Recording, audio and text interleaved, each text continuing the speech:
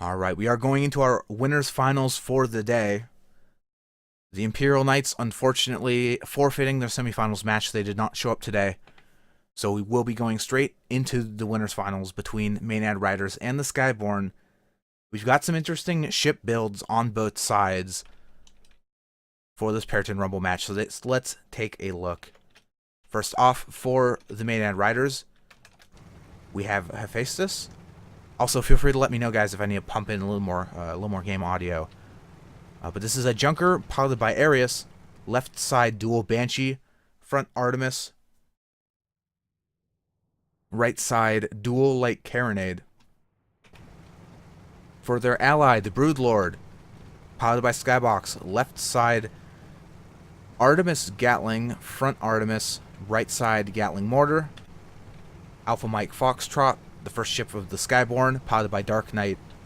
Hades Mobula paired with dual Artemis on the lower deck. Light Flak on the right with the flare gun on the left here for a little bit of utility. Their ally is the Skyborne, piloted by Sunstrom. Center Gatling gun, dual Artemis on the lower deck with dual Banshee on excuse me, on the outer wings.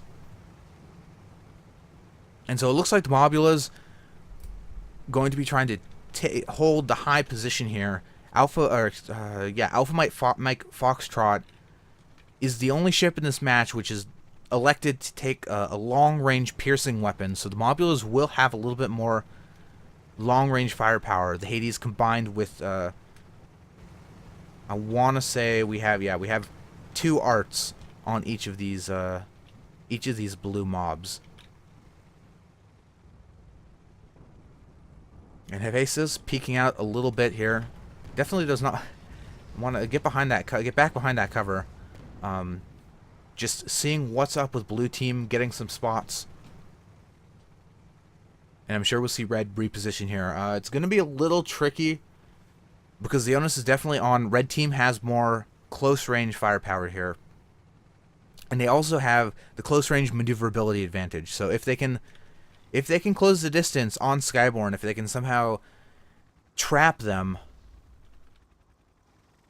they can utilize the Junker's fast maneuverability to strafe around to the back. The Mobulas do not turn very quickly, so Maenad Ryders will definitely be able to outmaneuver them and hit them from an angle that they're not able to fire back. But the problem is that the Skyborne have this great high defensive position. They have great visibility in all directions, so it's going to be very difficult for the Maenad Ryders to catch them, to sneak up on them. And I think the Maenad Ryders is currently struggling with that a little bit. And now one of the other advantages that the Junker does have, particularly when it's trying to rush down a target, it's not a very fast ship. It's got a lot of aerial drag to it because it has that large balloon. So its forward charging speed, I want to say it might be the lowest in the game. It has fast acceleration, but it also caps out very quickly. But if you... Let's see.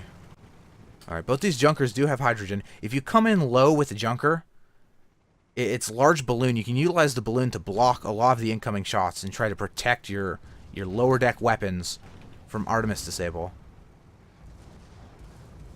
And that's something we saw the Mandarins, the Duck team, when they were active.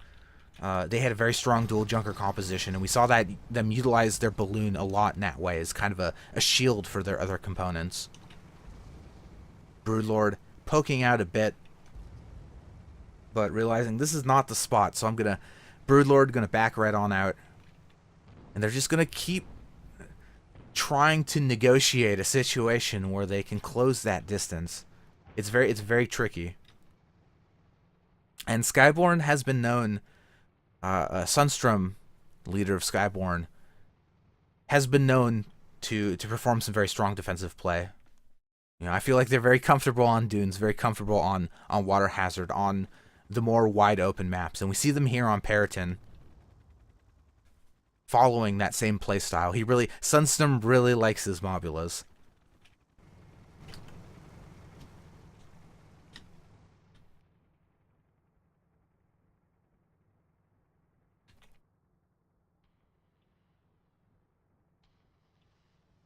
And now once the Maenad Ryders, once they figure out how to get up in the Skyborne's face, Hephaestus does have those dual carronades on the right side, so they could very quickly dominate that engagement by blending down their target's balloon.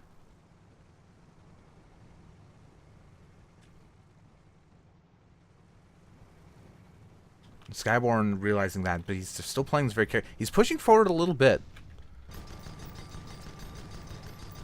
We do have a gunner on the center Gatling for the Skyborne, currently utilizing Lesmok to give a little more range to their piercing weapon.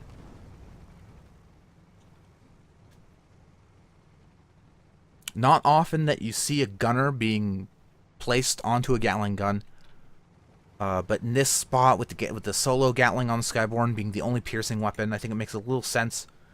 Give it a little more range, but you also have the close range firepower with the greased ammo. That significant DPS increase.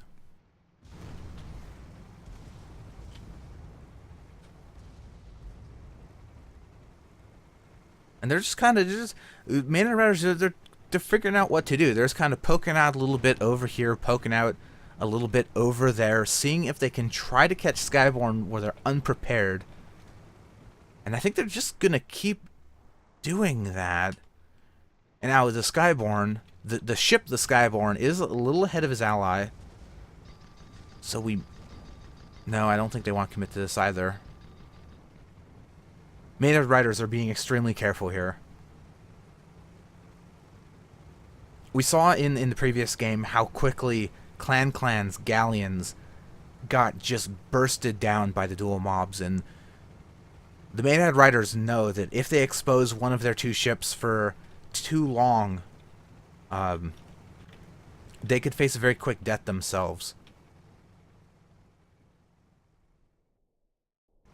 And now we have a team member, one of the Ryders members, calling for a pause. This is a really exciting match. With there's a lot of... It seems like there's not anything going on, but there's a lot of tension here.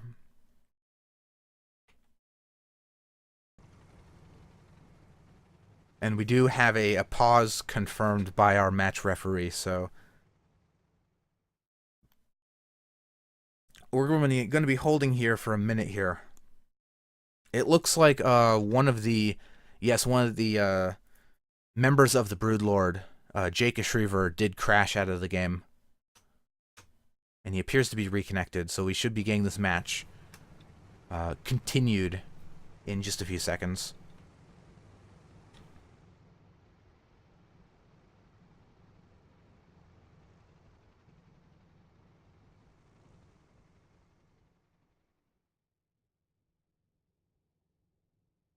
All right. So now back to this very subtle positioning war that's happening here at the center of Periton Rumble.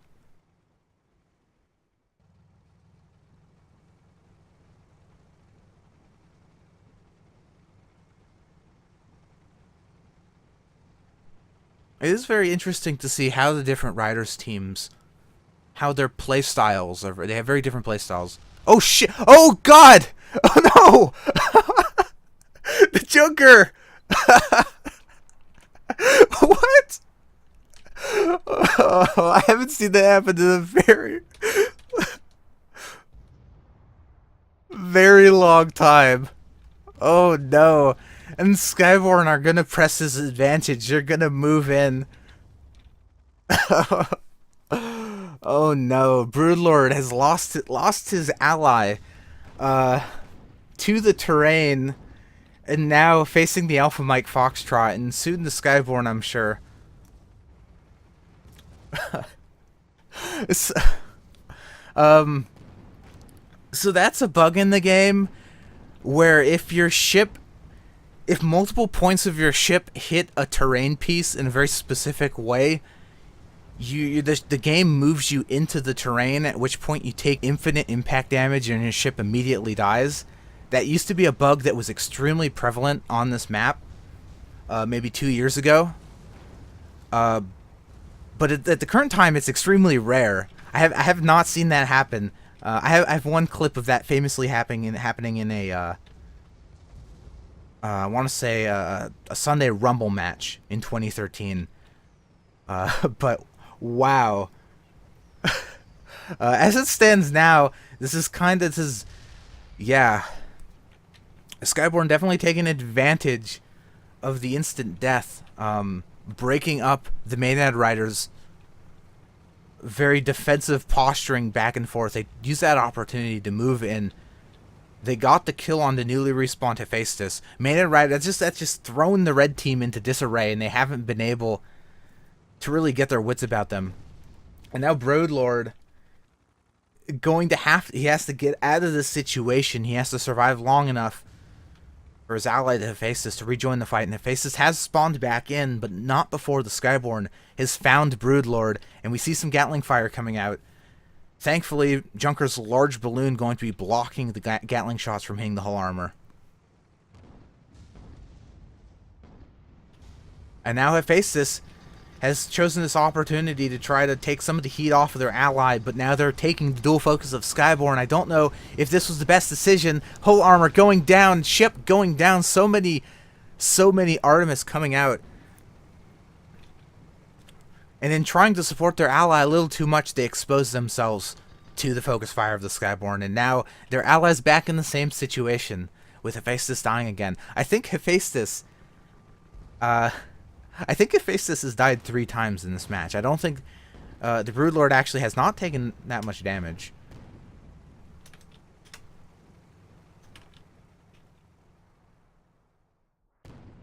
And honestly, I would really like the Broodlord to just try to just clear on out of here, get to one of the other spawn points. Because the Maenad Ryders, they need a moment here to recollect.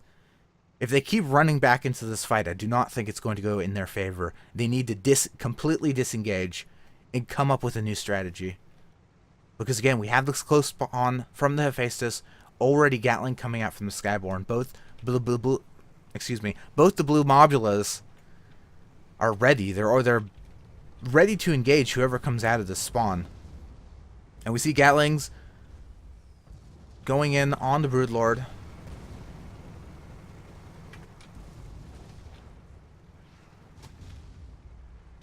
The Hephaestus once again exposing themselves for their ally.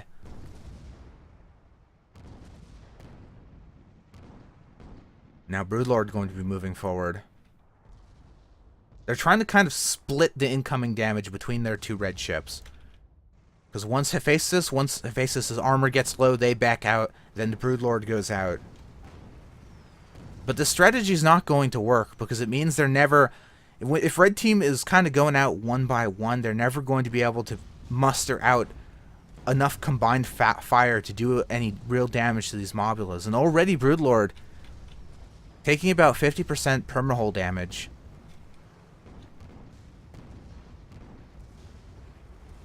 Yeah, Skyborne doing an excellent job taking shots through this hole in the terrain. Meanwhile, Alpha Mike Foxtrot and the Hephaestus are going at it with their longer range guns. You see Hephaestus firing at the Skyborne, trying to focus Skyborne with their ally, but unfortunately Broodlord is forced out of the fight. His health is too low, and Hephaestus' health getting real low as well. This is a rough spot.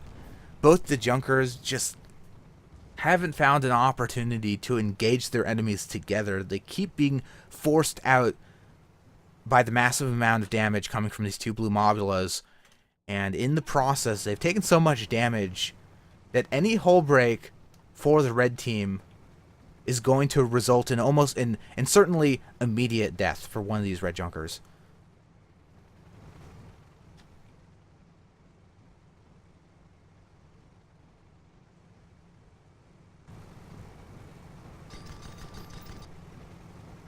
And we see flares coming out from the Alpha Mike Foxtrot, making sure Broodlord can't hide in one of these clouds. Having a flare on your team, very nice. You really only need one, as long as you have good communication between the ships. Having one flare gun between the 2 is totally fine, and just gives you so much more situational awareness, because it means that at a moment's notice you can reveal your it means it basically takes the power of the cloud cover away from your opponent, having that flare gun. It's a very powerful effect. But currently, we do have some focus fire going down on the Alpha Mike Foxtrot. Finally, red team cobbling enough damage together to take down one of these blue mobs. But there goes Hephaestus. They were already so heavily damaged from the beginning of the fight.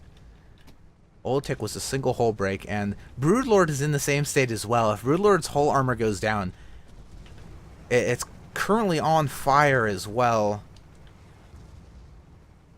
If Broodlord's hull armor goes down, it's only going to take a single shot of... I think the Gatling would probably finish them off at this point, to be totally honest. So, oh no, they're ducking down. Oh no, they hit the terrain, and the Gatling, barely.